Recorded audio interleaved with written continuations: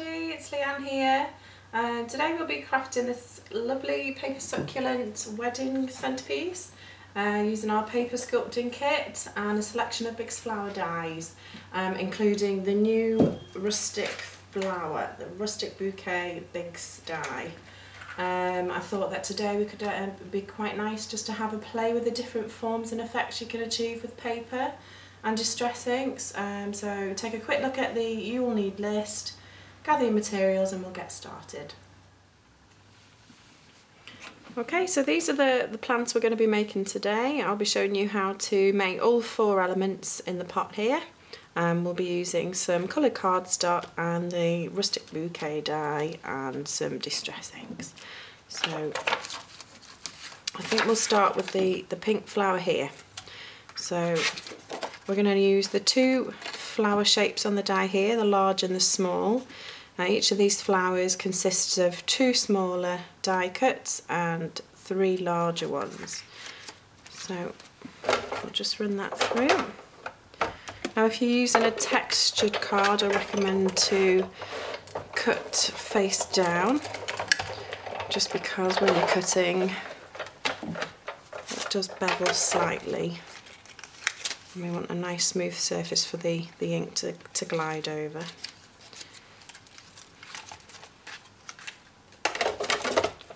Okay, so I've previously cut here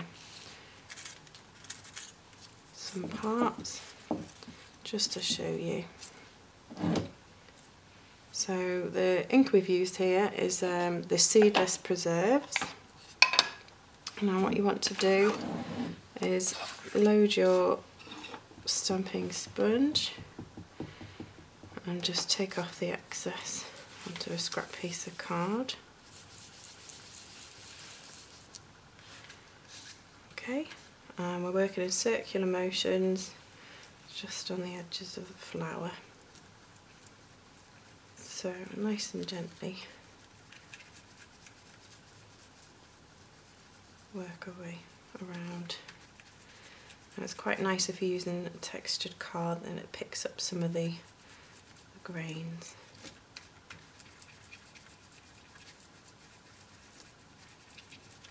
Okay, so typically a succulent has darker leaves towards the back, so the larger flowers want to be a little more tinted than the flowers on top. That's a small one there.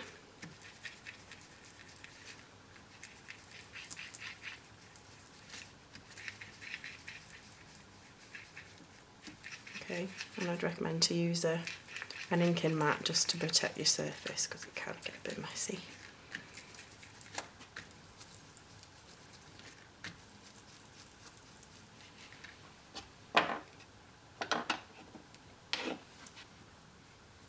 Okay, so I've left these to dry thoroughly so that the ink doesn't spread when sculpting.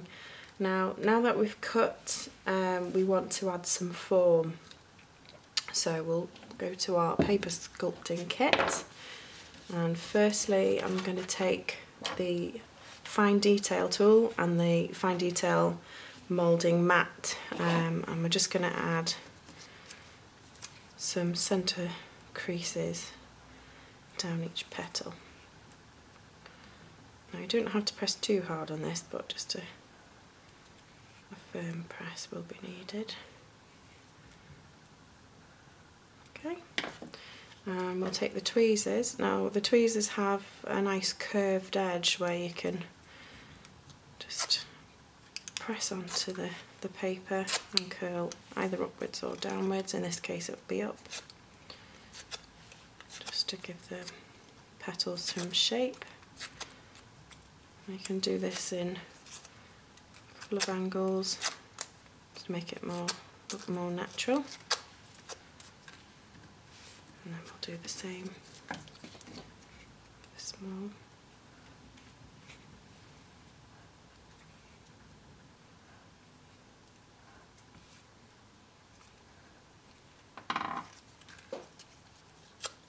So again, you don't need to press too hard, just push with your thumb and it should glide quite easily.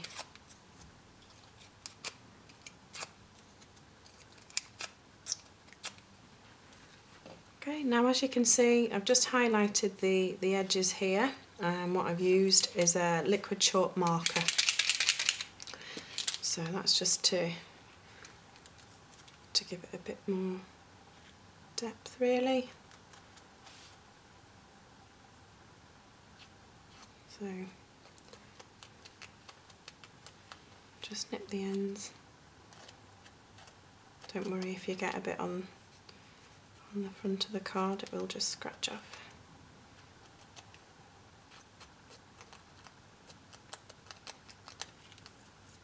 Okay, so work your way around. As you can see, if you've put too much ink on, this is a good way of just knocking back the colour, as the ink seems to cling to the edges a lot more. So don't worry if you've put too much ink on initially. Just add a bit more white.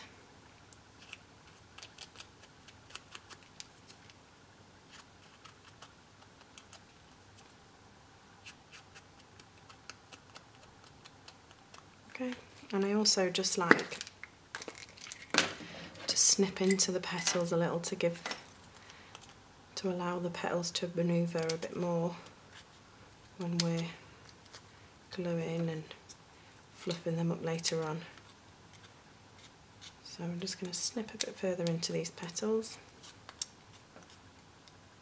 on all sides, all corners. You don't have to go too far into them.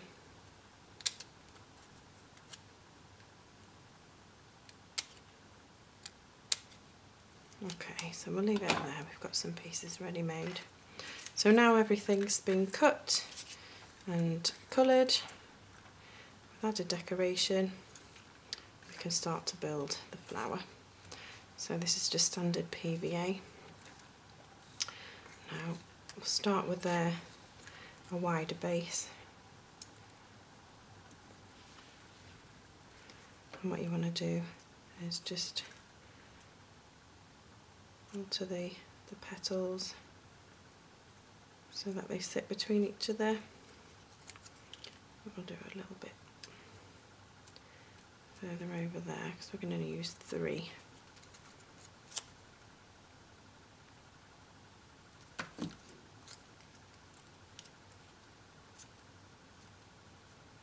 so there's the base,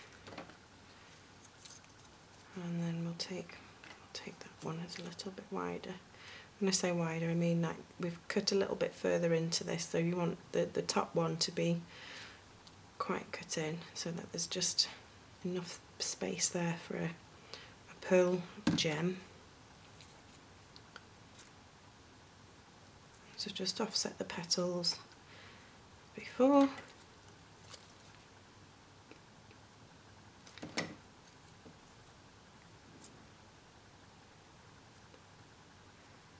Okay, and add your gem to the centre. So now that we've got one succulent fully formed, it shouldn't take too long to dry that, we'll just give it a second. You can start scrunching and fluffing up the petals to give the succulent a bit more dimension.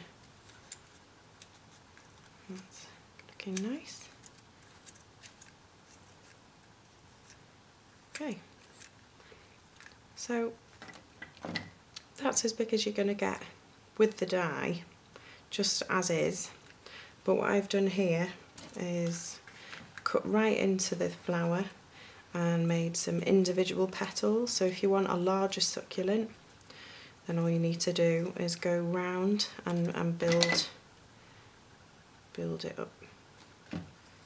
Again, offsetting the petals. So you can go as big as you like really, but the bigger you go, the less sort of fluffing you can do, as it will go quite flat, so you don't want to go too big really.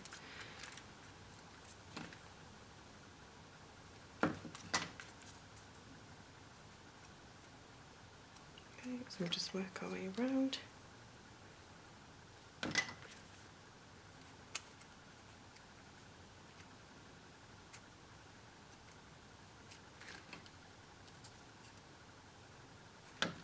Okay, so you don't need a lot of glue here. Oh, got it on the wrong side.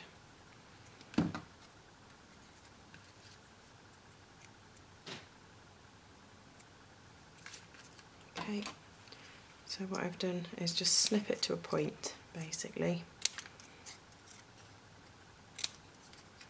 So you don't want to cut any further up than that centre area, because you don't want to lose the shape of the petals.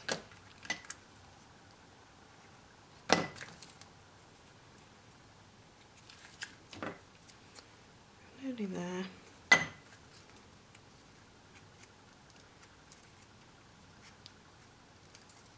As you can see, the dye's picked up the texture of that card really nicely. So you can opt for smooth card if you prefer.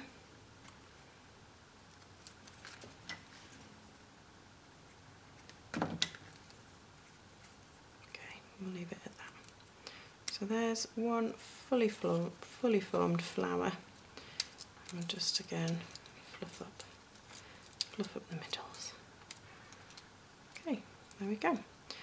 So the next succulent we'll be doing, we'll just look at this green one here. Now this is the Asian flower dye, which is part of our essentials range. So what I've done in this one is exactly the same. So 2 small ones in the centre, and I think I've used about 3 larger ones, and again snipped individual petals. So these were again curled, sorry, with the tweezers. So I haven't added any extra detail on these. I thought they looked quite nice, smooth. Just highlighted the edges and built up like so.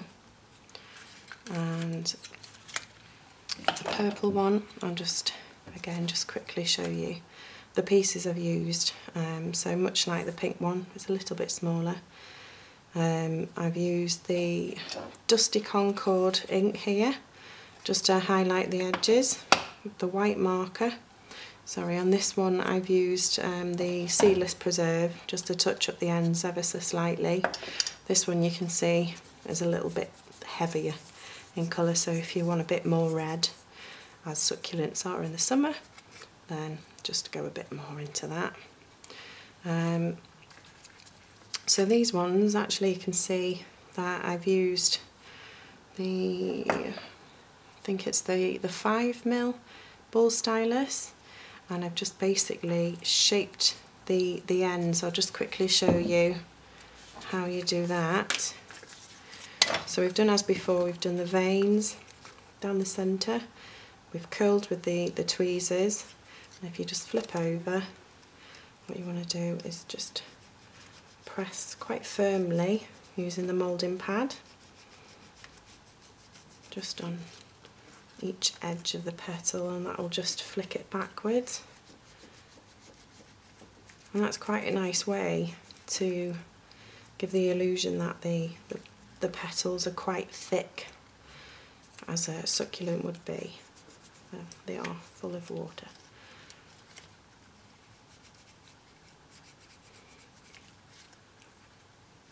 Okay, so I think that's just enough to show you how it's done. And they were built exactly the same as the pink flower, small in the centre, growing up to larger. Okay, now finally I'm just going to show you how to make these longer succulents here. So I've used there's a piece cut here already, just to show you. I've used the leaf on the die. Now we're only going to need the top 3 leaves because we want them to be quite large. So here's one I made earlier, and we're just going to add a couple more at the bottom just to show you how it's done. Okay, so I've used the Evergreen Bow Distress ink just to colour the tips, and we're going to snip off the leaves one by one.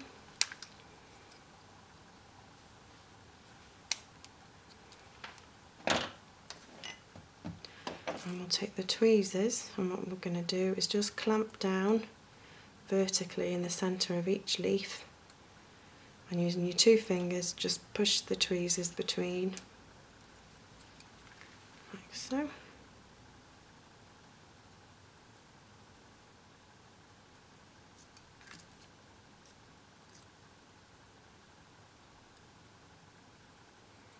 Okay, and then I've used, this is the very fine tip detail part of the toolkit. I think this is less than 1 millimetre. So the sharpest tool in the kit, just use that and push with your thumb just to bevel the edges of the leaves slightly.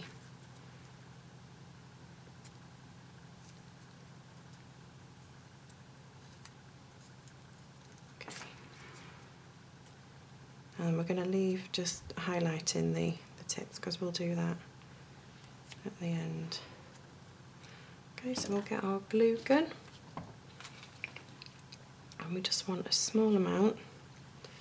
Just press that at the bottom, just ever so slightly, to get a good crease, and we just want to fill a tiny bit in with glue. Now just careful that you don't put too much on, because you'll burn your fingers. And just at the bottom here, work from the top downwards, just pinch the leaf on. Hold it for a good few seconds, and while you're holding it you can mould the edges of the leaf back, like so.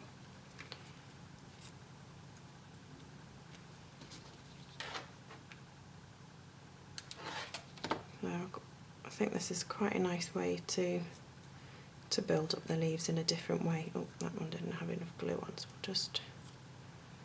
we'll go here.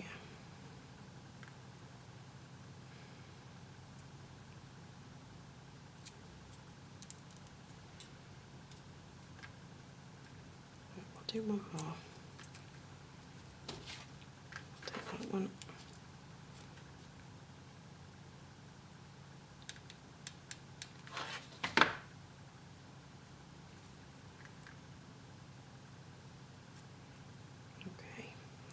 Hold that, we'll bend it back. You can either use your fingers, or the tweezers work quite well if you want to clamp and roll.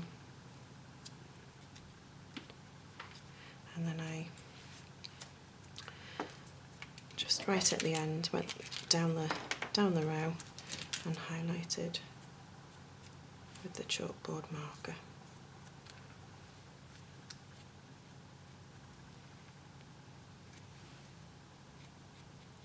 Okay, so they're all the elements of the pot now. So I'll just stick that in place. A bit of hot glue. So this is just a terracotta pot, which I've whitewashed, and I've used some gold leaf. I'll just show you the products I've used. So this is just some relief glue. You can buy different types of glue, but this one I've just spread on with a brush lightly, and use some gold leaf just to add some decoration. And this is just some basic basket filling. So I've just bulked out the bottom of the pot with scrunched up paper. So just put a good amount of glue on there and position it where you like. Okay, and there we have it. I think it would be quite nice as a wedding centrepiece, and when you're finished with them at the end of the day, you can use them as wedding favours. So just put a little thank you in there.